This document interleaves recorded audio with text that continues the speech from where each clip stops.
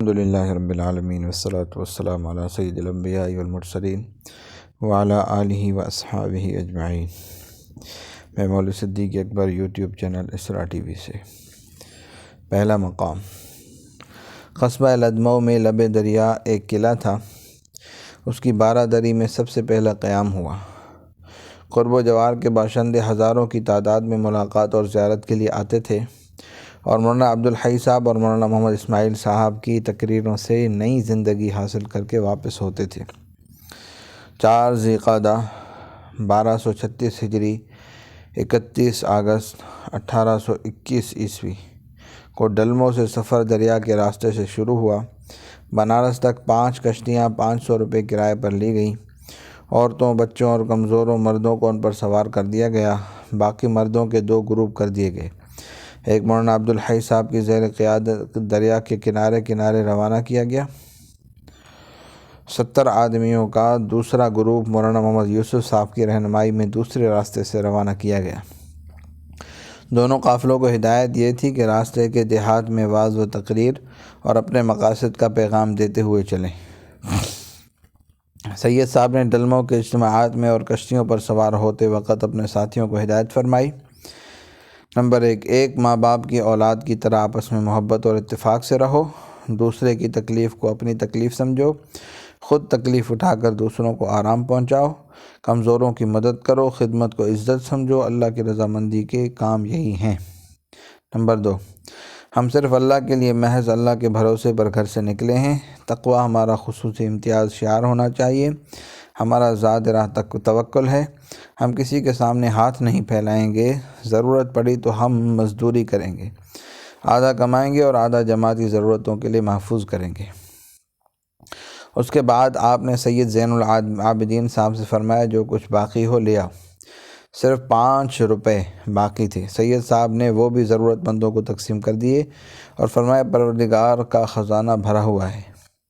کشتیاں روانہ ہوئی۔ خشکی کے قافلوں نے بھی قدم بڑھایا۔ موزے ڈھٹی، موزے ڈگڈگی، پیر نگر، قصبہ گتنی، موزے کیما، موزے اوجھنی، موزے اسرولی، موزے چھپری، موزے برہمنڈی میں کہیں ایک وقت اور کہیں 1-2 دن قیام کرتے ہوئے قافلہ الہ آباد پہنچا۔ بلوا گھاٹ پر کشتیاں لنگر انداز ہوئیں۔ راجہ اودت نارائن کی 12 دری میں قیام ہوا۔ شیخ غلام علی صاحب رئیس اعظم الہ آباد، مختار راجہ اودت نارائن میزبان تھے۔ 12 روز قافلہ مقیم رہا۔ تقریباً 2000 آدمیوں کا کھانا دونوں وقت تیار ہوتا تھا۔ روانگی کے وقت قافلے کے لیے تقریباً 3000 روپیہ کی اسلحہ، ایک بڑا خیمہ، 12 چھوٹے خیمے، 5000 روپیہ نقد، قافلے کے ہر ایک شخص کے لیے 1 جوڑا کپڑا، 1 روپیہ نقد، سید صاحب اور ان کے اہل و عیال کے لیے عمدہ کپڑے، کچھ بیش قیمت تحفے، مبلغ 500 روپے نقد پیش کیے۔ اس موقع پر وقع احمدی کی ایک معنی خیز روایت ملاحظہ فرمائیے۔ شیخ صاحب، شیخ غلام علی صاحب رئیس الہ آباد کا یہ معمول تھا کہ جتنی مرتبہ آپ خدمت میں آتے کوئی عمدہ بیش قیمت ہتھیار ضرور لاتے۔ دن میں 1 بار بھی 2 بار بھی حضرت نے فرمایا ابھی ہم حج کو جاتے ہیں، وہاں ہتھیار لے جانے کی کچھ ضرورت نہیں۔ آپ ہر وقت روزی نہ تکلیف کیوں کرتے ہیں؟ وہاں سے جب اللہ تعالی ہم کو مال خیر لائے گا تب ہم آپ سے لے لیں گے۔ شیخ صاحب نے جواب دیا کہ اول تو مجھ کو یہ معلوم نہیں کہ آپ کہاں جہاد کریں گے، اس ملک میں یا کسی اور ملک میں۔ پھر مجھ کو خود اپنی زندگی کا بھروسہ نہیں، اگر میں مر گیا تو میری آرزو باقی رہ جائے گی۔ آپ اس کو لے جائیں، پھر آپ کو اختیار ہے جہاں چاہیں رکھ دیں۔ یہ تو روزمرہ کا دستور تھا۔ جب شیخ صاحب اسی قیام کے دوران میں سید صاحب سے بیعت ہوئے تھے تو بیش بہا نذرانے کے ساتھ 17 ایسے خوبصورت اور نادر ہتھیار پیش کیے تھے جو امیروں کے صلاح خانوں کے سوا اور کہیں نہیں مل سکتے۔ اندازہ کیا گیا ہے کہ اس قافلے کی مہمانداری اور نذرانے میں 20,000 روپے شیخ غلام علی صاحب نے خرچ کر دیے تھے۔ شیخ صاحب کے ذمہ کام، یہ شیخ صاحب کی خاطر مدارات تھی۔ سید صاحب نے اس کے صلے میں جو عنایت فرمائے وہ بھی ملاحظہ فرمائیے۔ سید صاحب نے فرمایا شیخ صاحب پورے علاقے کی اصلاح آپ کے ذمہ ہے۔ زمینداروں اور کاشتکاروں کے بہت سے کام سرکار سے پڑھتے رہتے ہیں، آپ ان میں غریب کاشتکاروں کی امداد فرمائیے، مال گزاری میں کمی کیجیے، تحصیل وصول میں نرمی سے کام لیجیے، آپ ان کے دل میں گھر کر لیجیے، پھر یہ آپ کے ہیں، آپ جو کہیں گے یہ اس کے لیے جان چھڑکیں گے۔ قلعہ الہ آباد میں تقریباً 300 مسلمان سپاہی تھے۔ انہوں نے سید صاحب کی دعوت کی، سید صاحب کو قلعے میں لے گئے۔ مسلمان بادشاہوں کے شہنشین پر سید صاحب کو بٹھایا، سید صاحب سے بیعت ہوئے، 40 روپیہ نقد، ایک پستول، ایک انگریزی گرج، ایک فرڈ ناٹ نذرانہ پیش کیا۔ مولوی کرامت علی صاحب صدر امین نے سفید پارچے اور پشمینے کے تھان اور 40 روپے نقد پیش کیے۔ شاہ اجمل صاحب رحمہ اللہ نے 50 روپے نقد اور خوشنما رضائیاں ہدیہ کی۔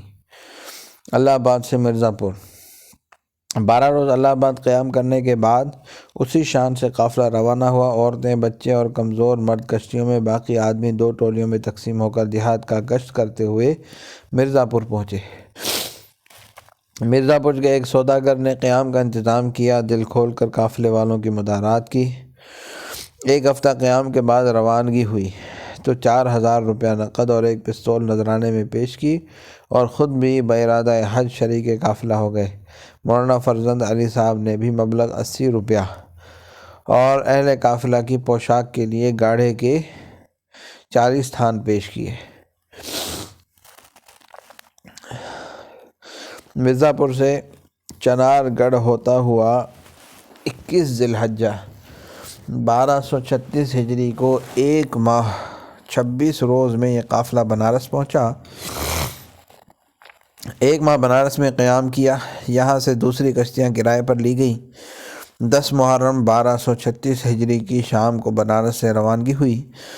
پہلا قیام زمانیہ ضلع غازی پور میں ہوا، پھر غازی پور، بارہ، بکسر، بلیا قیام کرتے ہوئے چھپڑا پہنچے، جہاں فرحت علی صاحب کے مکان پر بہت سے لوگوں نے بیعت کی۔ چھپڑے سے دانا پور پہنچ کر 1 ہفتہ قیام کیا۔ دانا پور سے روانہ ہو کر قافلہ عظیم آباد پٹنہ پہنچا، مدرسے کے متصل کشتیاں باندھ دی گئی۔ 2 ہفتہ اس شہر میں قیام رہا، ہزارہا بندگان خدا فیضیاب ہوئے۔ عظیم آباد سے قصبہ باڑھ، پھر مونگیر، اس کے بعد بھاگل پور قیام کر کے مرشد آباد پہنچے، وہاں چند روز قیام رہا، پھر ہگلی میں کشتیاں لنگر انداز ہوئیں، جہاں 1 ہفتہ قیام رہا۔ ہگلی میں شیخ امین الدین احمد صاحب تاجر نے پیش قدمی کر کے اپنے یہاں قیام کی دعوت دی۔ شیخ صاحب آپ کے قیام کے لیے ایک باغیچہ خرید چکے تھے، جس میں عظیم الشان حویلی تھی، جو قافلے کا قیام گاہ بنی۔ سید صاحب کے پاس کافی اسلحہ تھا اور کلکتہ میں اسلحے کا داخلہ ممنوع تھا۔ شیخ امین الدین صاحب کے تعلقات کام آئے اور یہ ممنوع فعل نظر انداز ہو گیا۔ قافلہ پورے اسلحے کے ساتھ قیام گاہ میں پہنچ گیا۔ کلکتہ میں 2 ماہ قیام رہا۔ قافلے کا چرچا بنگال سے گزر کر آسام، برما اور جاوا تک پہنچ گیا۔ پیگو برما سے سید حمزہ سونا فروخت کرنے کے لیے کلکتہ آئے ہوئے تھے۔ پیگو کے سرکاری حلقے میں ان کا اثر و رسوخ کافی تھا، انہوں نے سید صاحب کے ہاتھ پر بیعت کی۔ اسی طرح سلہٹ، چاٹ گام وغیرہ سے بھی بہت سے لوگ آئے اور حلقہ ارادت میں داخل ہوئے۔ سرزمین بنگال جو سراج الدولہ کے زمانے سے زخم خوردہ تھی اور مولانا شریعت اللہ صاحب جیسے جانبازوں کی قربانیاں اس زخم کو اب تک ہرا کیے ہوئے تھی، سید صاحب کے تشریف آوری سے نئے جواہر اگلنے لگی۔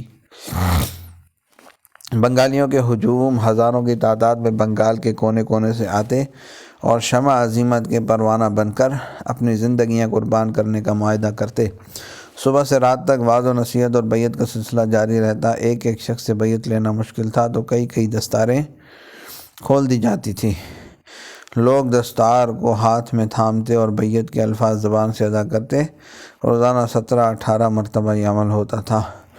اندازہ کیا گیا ہے کہ تقریباً 60,000 آدمیوں نے بیعت کی۔